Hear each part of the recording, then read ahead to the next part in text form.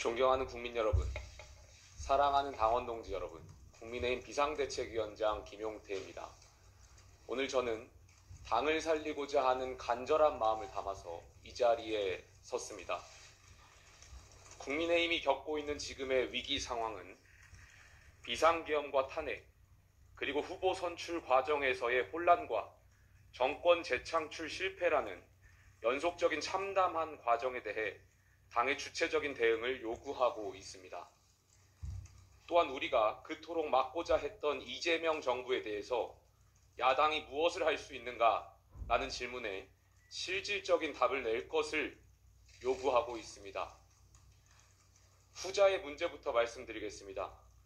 먼저 이재명 대통령께 공개적으로 질문을 드리겠습니다. 만인은 법 앞에 평등합니다. 대통령은 취임 전 진행되어 온 재판을 면제받기 위한 자리가 아닐 것입니다. 대통령께서는 6월 18일로 예정된 공직선거법 위반 혐의 재판과 다음 달로 예정된 불법 대북송금 재판을 받을 의지가 있으십니까? 다음으로 민주당에 질문을 드리겠습니다. 마찬가지로 만인은 법 앞에 평등합니다. 민주당이 지금 추진하고 있는 대통령 방탄법, 즉 허위사실, 공표죄의 구성 요건에서 행위를 삭제하는 공직선거법 개정안, 대통령 당선 시 진행 중인 형사재판을 정지하도록 하는 형사소송법, 대법관 증언을 주요 내용으로 하는 법원조직법이 지금의 대통령 개인을 위한 법입니까? 아닙니까? 제가 드리는 이 두 질문에 대한민국의 헌법 정신이 담겨 있다고 생각합니다. 대통령과 민주당은 주권자인 국민 앞에 이 두 질문에 대한 공식적인 답을 주시길 부탁드리겠습니다. 다음으로 국민의힘의 당 개혁 과제를 말씀드리겠습니다. 첫째, 9월 초까지 전당대회를 치를 수 있도록 준비를 하겠습니다. 우리는 비상계엄과 대통령 탄핵의 상처, 그리고 정권 재창출 실패의 과정 속에서 깊은 좌절과 당내 갈등 상황에 빠져 있습니다. 이러한 상황 속에서 내년 지방선거를 비대위 체제가 아니라 선출된 당대표 체제로 치르는 것 자체가 보수 재건과 지방선거 승리를 위한 당면 목표가 될 것입니다. 둘째, 당내 탄핵 찬성 세력과 탄핵 반대 세력 간의 갈등 관계를 근본적으로 해소하기 위해 대통령 탄핵 반대 당론 무효화를 추진하겠습니다. 많은 국민들께서 계엄과 탄핵의 문제에 대해 극심한 충격과 상처를 받으셨습니다.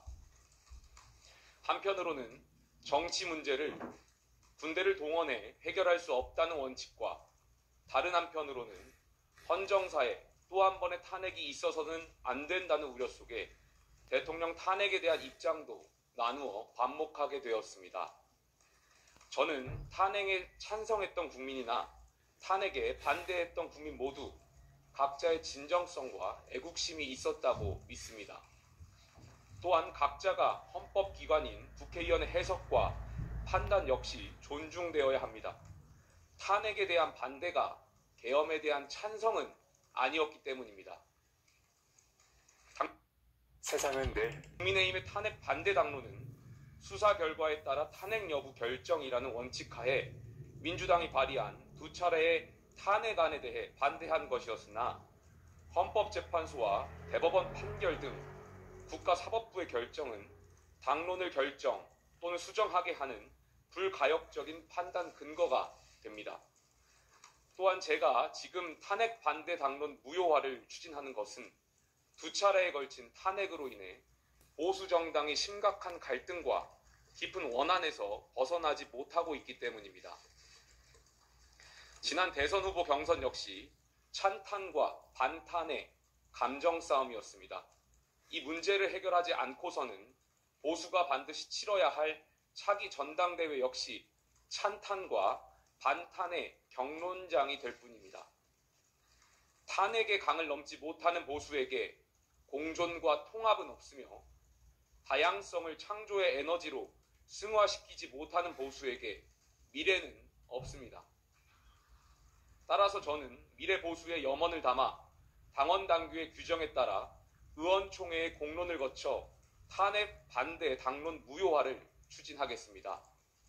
만약 이 과정이 성공적으로 이루어진다면 앞으로 3년간 공식적이고 공개적인 장에서 탄핵에 대한 찬성과 반대를 이유로 서로를 적대시해 원색적으로 비난하거나 터무니없이 왜곡해서 분란을 일으키는 행위를 해당 행위로 간주하겠습니다. 또한 탄핵에 대한 찬반의 입장은 관용하되 당내 선출직 공직자들 포함한 주요 당직자들이 지난 비상계엄을 옹호하는 경우에는 윤리위원회 회부에서 엄중한 징계를 요청하겠습니다. 셋째, 당의 대선 후보를 부당하게 교체하고자 했던 과정의 진상을 규명하고 합당한 책임을 부과하겠습니다.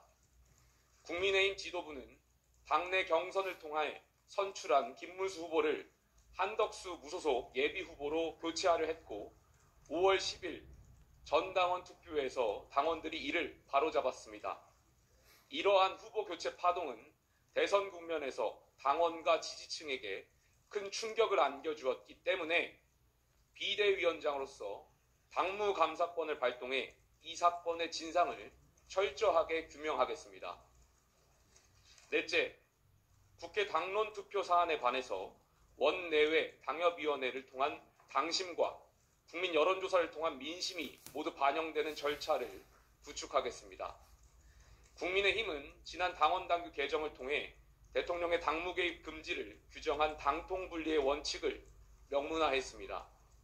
여기에 더 나아가 주요 현안에 대한 당의 정체성을 반영하고 심지어 당의 운명을 좌우할 수도 있는 당론이 특정 권력자나 특정 세력의 주장과 이익을 옹호하지 않고 당과 국민의 보편적 이익을 추구할 수 있도록 당론 형성 과정에 당심과 민심을 반영하고 이 과정을 기록화하는 당론 제도화를 추진하겠습니다. 다섯째, 당내 민주주의 강화를 위하여 지방선거에서 광역 및 기초자치단체장 후보의 경우 예외 없는 100% 상향식 공천 실시를 제안하겠습니다. 당내 민주주의의 핵심 과제는 공천권의 민주화입니다. 최고 권력자에게 실질적인 공천권이 있는 정당에 민주주의는 없습니다. 줄 서는 정치를 청산하고 원칙 있는 정치로의 전환을 위해서는 공천권을 당원과 유권자에게 완전히 돌려드리는 개혁을 해야 합니다. 이것이 제2의 계엄, 제2의 윤석열을 막는 길입니다. 전략공천은 정치권 인물교체, 본선 가능성 제고 등의 장점을 지니고 있으나 불뿌리 정치의 발전을 가로막고 공천 부조리 관행을 양산하는 근본적 한계를 지니고 있습니다. 따라서 저는 당내 청년 정치인으로서 공정하고 투명한 경선에 대한 중요성을 높이고 중앙에 관여 없는 당원과 유권자 중심 경선 문화 정착을 위해 상향식 공천의 전면 실시를 위한 논의를 시작하겠습니다. 또한 신진 정치인들에게는 전략 공천이 아닌 중앙과 지역에서 활동할 수 있는 장을 획기적으로 확대해 당과 국민을 위한 활동과 기여가 공정하게 평가받을 수 있도록 하겠습니다. 지금 우리 앞에는 대한민국 민주주의를 무너뜨리려는 거대 여당이 있습니다. 이에 맞서 당을 지키기 위해 분란을 막고 통합을 이뤄내고자 하는 절실함을 당원분들과 선배 동료 의원분들도 공감하실 거라 믿습니다. 국민의힘은 대한민국의 정통 보수 정당입니다.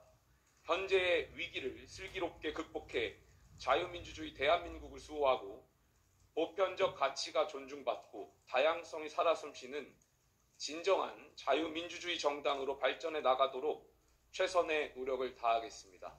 감사합니다.